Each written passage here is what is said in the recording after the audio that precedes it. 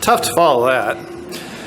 But I'm not going to talk about apples anymore because I lost you last time I did that. I would like to introduce Bill Dillard, who's going to come up and say a few words about Warren Stevens. Bill's the chair and chief executive officer of Dillard's, Inc. He's the oldest son of retailing pioneer William T. Dillard, founder of Dillard's Department Stores. Bill began working part-time in his father's retail operations while still in school. In 1966, he graduated from the University of Arkansas, and 2 years later earned a Master's of Business Administration from Harvard University. He began his career at Dillard's in 1967, and he joined the company's board of directors the same year. He succeeded his father at Chief Executive Officer in 1998 and was named chair of the company in 2002. A good friend of our honoree, let me ask Bill Dillard to come to the stage to share some remarks about Warren Stevens.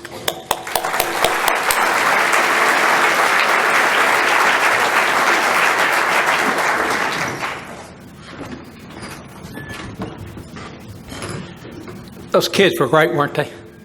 That was, you're right. Hard to follow that. I moved to Little Rock in 1964, and I was a sophomore at the University of Arkansas, Fayetteville, and I think the first person I ever heard of was named Stevens. When we moved here in the summer, I heard of Whit Stevens, and then right after that, Jack Stevens. And, the Stevens family has meant so much to Arkansas. It's just unbelievable. I was thinking about trying to list all the things that Warren's done for the state. And the truth of the matter is, the list is entirely too long to sit up here and name them all. We'd be here all afternoon if I could tell you all about all the things Warren does for the state. But suffice to say, the state's very fortunate to have Warren. One of his newest projects, if you think back of the things that Warren's been responsible for, start with the baseball park across the street, and then a couple of years ago, a friend of mine dragged me out to a Trojan game, and I've become a big Trojan supporter, and we wouldn't have a place to play if it wasn't for Warren and his father.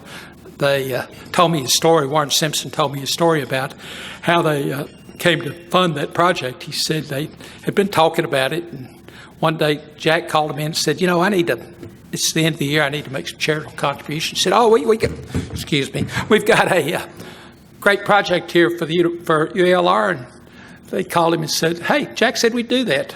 And if any of you haven't tried going to a Trojan game, I'd tell you, you'll enjoy it. It's everybody would, if they would go out there, you'd find it's a good experience. You can run out there and back in 2 or 3 hours. And it's great, but one of the last projects that Warren has been involved in is across the street. We've got the Sam Walton Executive Education Center that they started in the last few months, and about 2 years ago, I guess, they had a breakfast that Warren organized and talked about trying to get this thing started. And I had the distinct impression that it was, something Warren had done. And I asked Warren about it yesterday. I said, Warren, what do you want me to say? And he said, I don't know, whatever you feel like. And I said, well, is it true? Would you take credit for the Executive Education Center? He said, no, I wouldn't take credit for that. He said, well, I worked on it. And I didn't believe really that answer, and I called Matt Waller up at the university yesterday and said, Matt, I had the impression that Warren was kind of the moving force in your project here in Little Rock, and he said, wouldn't be there without him. That's what, if you are around Warren, he always under-promises and over-delivers. Anyway, I think there's a video they want to show that they told me to call on the video to be shown, and I didn't talk half hour, Chris.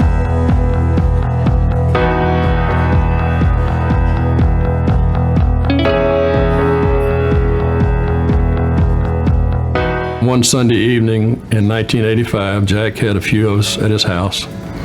And as we were leaving, he asked me to remain and said, do you have time to stay and have a cup of coffee? I said, sure. So we talked about several things, as we often did. We just talk about various and sundry items. And then he said, I plan to name Warren CEO of Stevens. I said, good. Well, he named Warren CEO of Stevens the following Friday. So I knew before Warren did that he was going to be CEO of Stevens. We were all summoned down the street to the Coachman's Inn. Nobody, to my knowledge, had any idea what it was about. Warren Stevens, 29 years old today, will be the new CEO of Stevens Inc.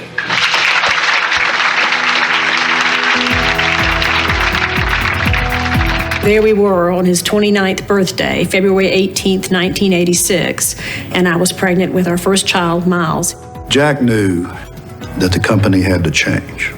Warren was the embodiment of that change. He was trained for the job, and at 29, Mr. Stevens realized that Warren had, integrity and discipline and a competitiveness, a desire to succeed, and he was right. I think Warren has masterfully guided the company through the continuing evolution, and certainly more of a public face on the company than either Whit or Jack, particularly around a system of free enterprise and capitalism for the benefit not just of our company, but of our country. And I think Warren has done a great job of taking the Stevens culture and building on it and making Stevens into an even better firm. Warren's just like Jack. He is doing the same thing in that business. He has the same qualities that his dad had. Warren has done a fabulous job. They still have the same legacy that Jack and Whit created. You do business with them on a handshake. Warren's he's a great human being, and he's one of the really special people in the world. A true capitalist puts his own money at risk, not someone else's, but his. And the Stevens put their own money at risk in all types of situations. Warren Stevens continues to do the same thing. It became apparent that young people really don't understand capitalism and free markets and how it has improved their lives and the lives of millions of people around the world. And so we've launched this website and these videos and these podcasts to help people tell the story of how their business success and in a free market capitalistic society improve the lives of themselves, their families, the people that work at those companies, but we're making progress. Well, I think, again, it goes back to Jack, picking the right people. And I think he picked Warren, and he picked Warren after watching him for a number of years, and I think he thought he would be the right person to put in that situation. And he put him in early enough, and he could watch him long enough and help him if need be. I don't think he had to help him very much, if any, but he could watch him long enough to know that he had made the right decision in putting Warren in there. I don't think anyone else could have led the firm like he has. No one.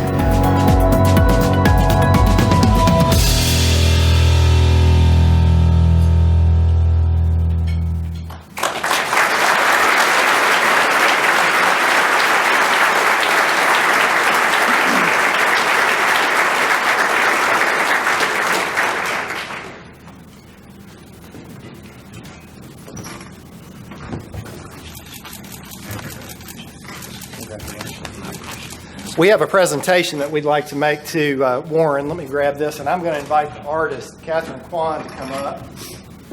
Where's Catherine?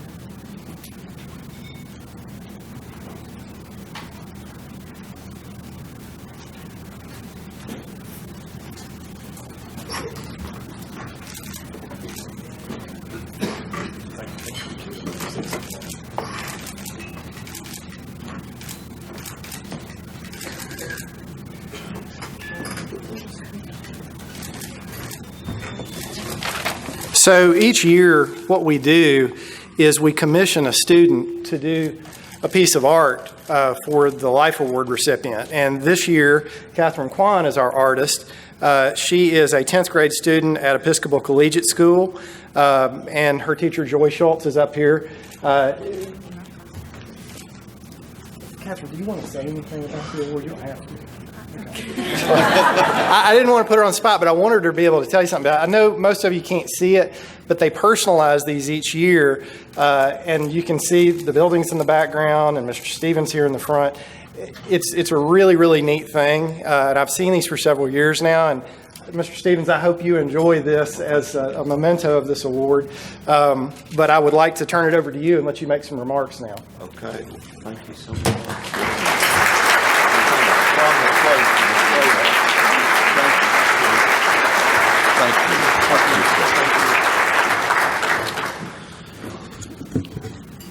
Well,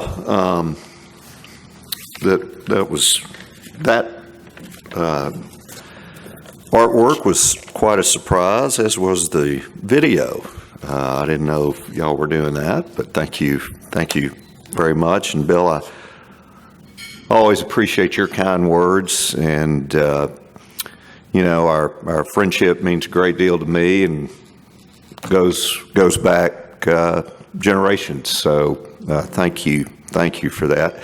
I'd also like to congratulate the previous winners and thank them for their support of Economics Arkansas.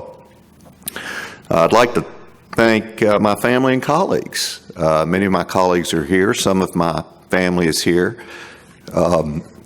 They're very fond to remind me I'm great to come up with interesting and good ideas, and then they have to go make them a reality. And This is Capitalism is one of those, and Episcopal Collegiate's kind of another one. Not that was just my idea, but let's just say other family members have been extremely involved in both of those efforts. And of course, my colleagues, Stevens wouldn't be what it is without them and all their efforts. It's also a great privilege to have the Ford family here. There are 3 generations of Fords here today at the lunch. So 2 great-grandsons of Arch Ford, Will and Sam, are here. And, of course, our friendship with the Fords is just kind of like the friendship with the Dillards. It goes back a very, very long way. So I want to thank them for being here and, of course, their support of Economics Arkansas. And I want to thank Economics Arkansas for this recognition. It is truly an honor. And I would also like to thank them for the incredible work that they do throughout the state. And we're better off because they exist and work in our communities. And I really couldn't help but think when the students were up here and did such a wonderful job. I can't wait until y'all get to be leaders in this country and in this state and in your communities, because let me tell you something, you know things a lot of people apparently don't right now. So I would say your future is looking great. And, over the last few years, I've watched and been somewhat perplexed by the lack of understanding surrounding the benefits of the free market system. Capitalism has been paramount in the success of this great nation. It's one of the main reasons we are, as President Reagan described America, a shining city upon a hill. The capitalist free market system is distinctly American and allows for dreams that often cannot be obtained elsewhere. And therefore, it should come as no surprise that so many other countries try to emulate our economic model. I really don't see many people trying to emulate socialism/communism, and the ones that do wind up like Venezuela, I suppose. But capitalism and free trade have lifted more people out of poverty than any other economic system in history. And it is because of this that I believe it is my duty and the duty of everyone in this room to be proponents of capitalism at a time when it and its basic tenets are clearly under attack. You know, it's easy for me to stand up and espouse the numerous advantages of the capitalistic economic system, and quite another thing to reach today's youth in a way that is relatable to them. And that is why Economics Arkansas matters. In one of our This Is Capitalism films, titled The Future of Capitalism, John Hope Bryant, founder of Operation Hope, said, and I'm paraphrasing this, he said, "To live in a free enterprise system, one must understand the rules of the free enterprise system. And there's no better way to get people to understand than educating them from an early age in the classroom." A survey by the Council of Economic Education, which Arkansas was one of the first states to join, stated in 2018 only 22 states require economics to be taught in high school, and only 17 states require personal finance to be taught. Thankfully, due in large part to the work of Economics Arkansas, our state requires both. However, we can and must do more.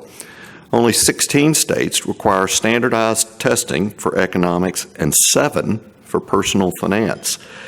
At this time, Arkansas is not one of those states, but rest assured that is one of the goals of Economic Arkansas, and I strongly believe should be our shared mission.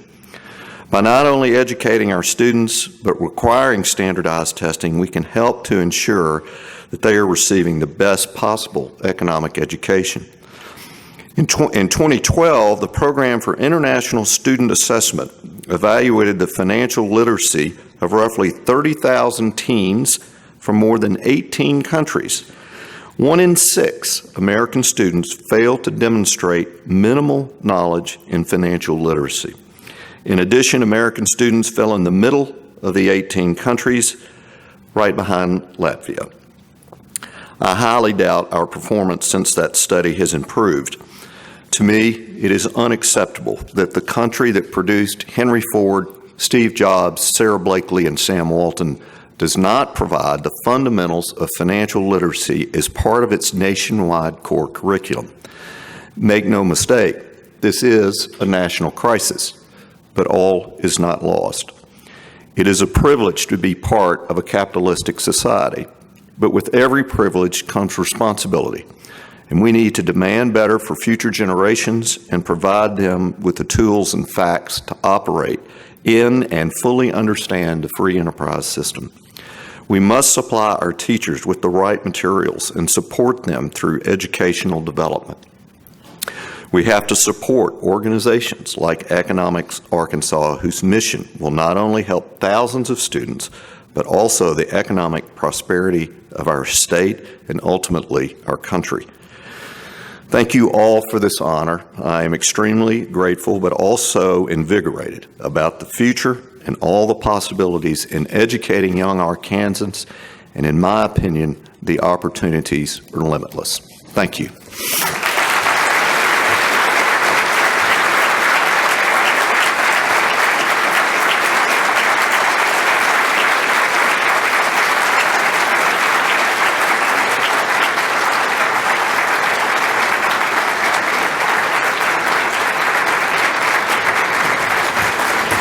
Everybody rise, please. Let's give him another hand.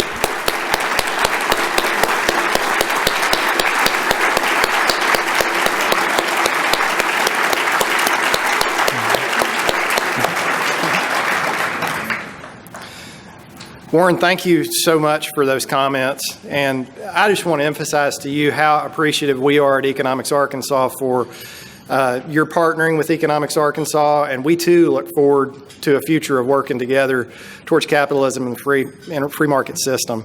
It's so important, as you said, and I think that's why all of us who are involved with Economics Arkansas are, and we welcome you to the club. We really do.